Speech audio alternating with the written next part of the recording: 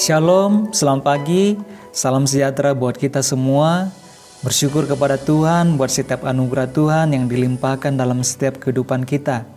Pada pagi hari ini, renungan firman Tuhan saya beri judul, Ada Apa Dengan Yesus?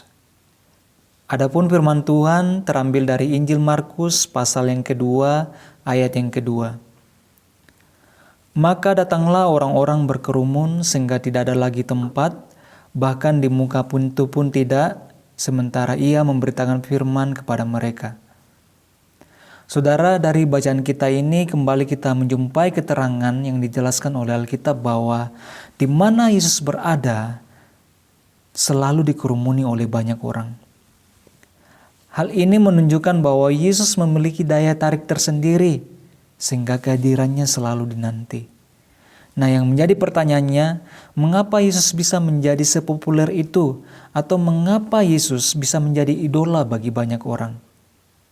Jawabannya adalah karena yang pertama, di mana ada Yesus, di situ ada firman Allah.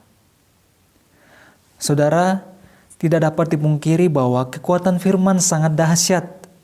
Hanya dengan firman, dunia dan segala isinya tercipta. Hanya dengan firman Sakeus sang pemungut cukai diselamatkan. Hanya dengan firman orang yang hidupnya jahat dan tak bermakna dapat diubah menjadi pribadi yang berarti. Dengan demikian, kita tidak punya alasan apapun untuk berkata, saya sudah sangat jahat dan tidak mungkin bisa berubah. Saya sudah sangat rusak dan tidak mungkin saya bisa menjadi baik.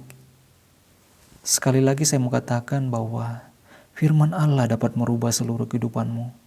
Bilang kau rindu untuk dirubah oleh Tuhan. Yang kedua, mengapa Yesus bisa menjadi idola bagi banyak orang? Karena di mana ada Yesus, di situ ada kuasa dan mujizat. Saudara, Alkitab mencatat ketika Yesus ada di pesta Kana, di situ mujizat terjadi. Air berubah menjadi anggur. Ketika Yesus ada di kuburan Lazarus yang sudah membusuk di kuburan dapat dibangkitkan. Ketika Yesus ada di hadapan orang banyak yang sedang kelaparan dan yang ada hanya 5 ketul roti dan 2 ekor ikan, Yesus mampu memberi makan orang banyak itu dan mereka semua kenyang dan bahkan ada yang sisa. Intinya, di mana Yesus hadir, di situ mujizat terjadi. Yang menjadi pertanyaannya, sudahkah Yesus ada di dalam hidupmu? Saya mau katakan bahwa jika Yesus ada dalam hidupmu, maka engkau pasti memiliki kuasa. Jika Yesus ada dalam kehidupanmu, maka setan takut kepada engkau, karena di dalam hidupmu ada kuasa Allah.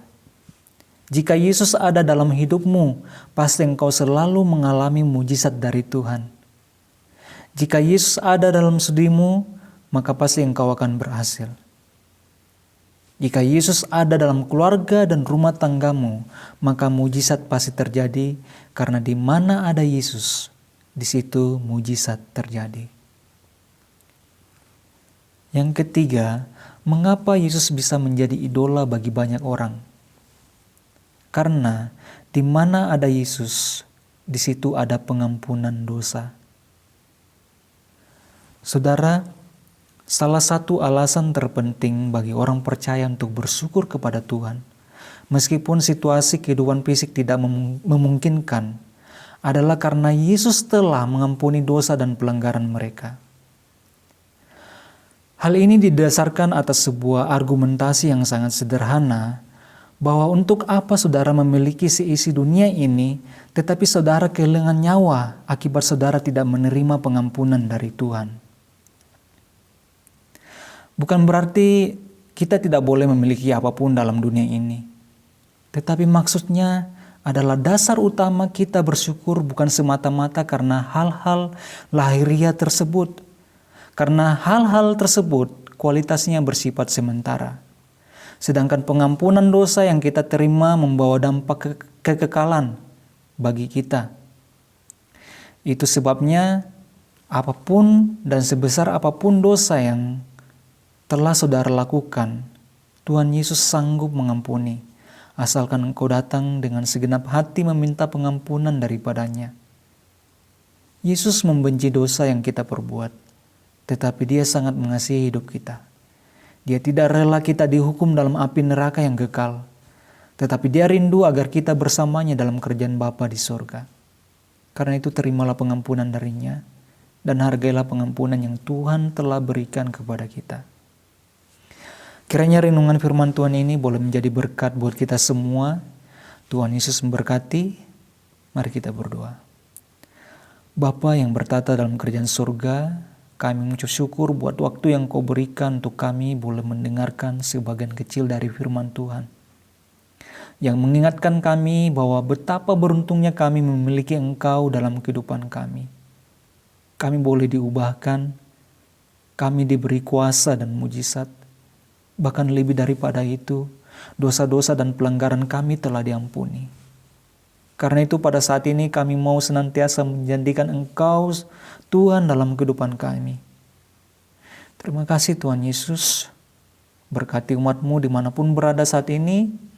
Di dalam nama Tuhan Yesus Kristus kami berdoa dan mengucap syukur. Amin. Amin.